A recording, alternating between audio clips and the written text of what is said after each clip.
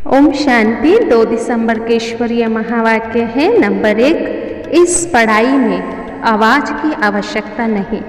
यहाँ तो बाबा ने एक ही मंत्र दिया है, बच्चे चुप रह करके मुझे याद करो।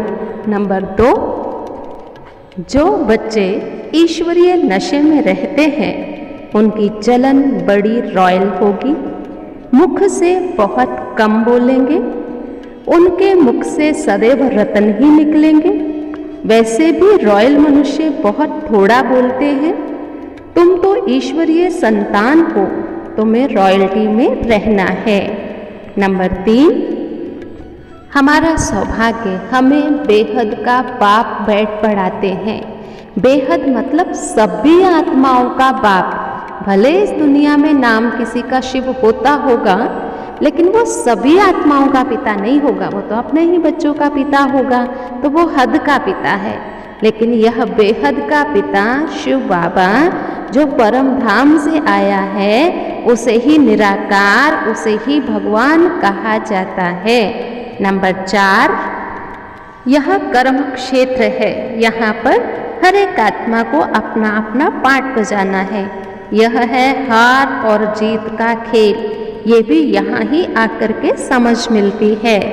नंबर 5, इस समय सभी मनुष्यों को शांति चाहिए। सब शांति मांगते हैं, कहते हमारे मन को शांति मिले, परंतु मन को तो शांति मिल नहीं सकती है। सन्यासी लोग तो शांति के लिए जंगल में चले जाते हैं। अरे उन्हें पता ही नहीं है कि हम आत्माएं जो हैं वो परम धाम शांति धाम में रहने वाली हैं। तो अपने घर शांति धाम की अनुभूति करना अर्थात शांति को प्राप्त करना होता है। नंबर 6, निराकार का सही अर्थ क्या है? दुनिया वाले तो कह देते हैं नाम रूप से न्यारा उसी को ही निराकार कहा जाए, लेकिन परम पिता परमात्मा कहते निराकार अर्थात जिसको साकारी देह नहीं है, बाकी वो आत्मा तो है, नाम भी उनका शिव है, रूप ज्योति बिंदु है, तो वो नाम रूप से न्यारा कैसे हो गया?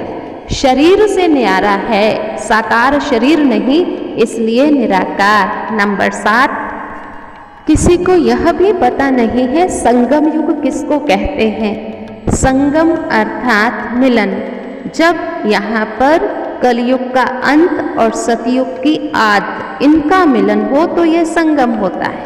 तो इस संगम पर स्वयं सर्वशक्तिवान बाप आकर के हम बच्चों को सतयुगी देवी देवता बना करके सतयुग में ले जाते हैं। आत्मा और परमात्मा के मिलन को भी संगम कहा जाता है। नंबर 8, अभी इस समय परमात्मा द्वारा राजस्व, अश्वमेध, रुद्र, गीता ज्ञान यज्ञ रचा गया है, जिसमें हम सब अपने पुराने संस्कारों की आहुति डालते हैं और इसी में ही पुरानी दुनिया की सामग्री भी स्वाहा होनी है। जिसको राज्य पाना है वो सब राज्य यानी खुद पर राज्य करना शुरू करे, पूरा योग में रहे। नंबर 9, मन मना भव का मंत्र बहुत नामी ग्रामी है। देही अभिमानी यानी देह के सब धर्म छोड़ो। यह ज्ञान तुम किसी भी धर्म वाले को दे सकते हो। कोई अल्लाह को याद करता है, कोई वाहेगुरु को याद करता है, कोई किसी को याद करता है, लेकिन है तो सब आत्माएं उस परमात्मा के बच्चे ही ना। खुदा ताला कहो, अल्लाह साईं कहो, ईश्वर कहो, बात तो एक ही हो जाती है, बुद्धि तो ऊपर जाती है। नंबर 10, जब भी कोई उदासी आ जाए, किसी चीज़ के लिए मन ना करे, तो बाबा ने कहा बच्चे अच्छे अच्छे रिकॉर्ड बनवाएं यानी गीत, तो अच्छे अच्छे गीत बजाओ, उससे उदासी कम हो जाएगी।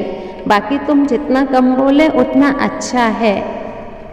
वरदान है आज का, एक की याद में मन को एकाग्र कर मन मनाभव रहने वाले एवर रेडी संपूर्ण भव। सदैव स्मृति में रखो, हर एवर रेडी बनना है। किसी भी समय कोई भी परिस्थिति आ जाए, लेकिन हम एवर रेडी रहेंगे। कल भी विनाश हो जाए तो हम तैयार हैं। एवर रेडी अर्थात संपूर्ण। संपूर्ण बनने के लिए एक बाप दूसरा ना कोई, यह तैयारी चाहिए।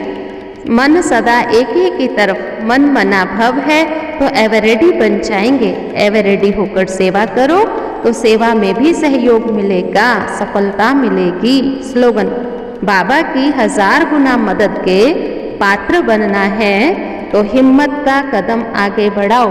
आज का स्वमान है, एक बाप दूसरा न कोई।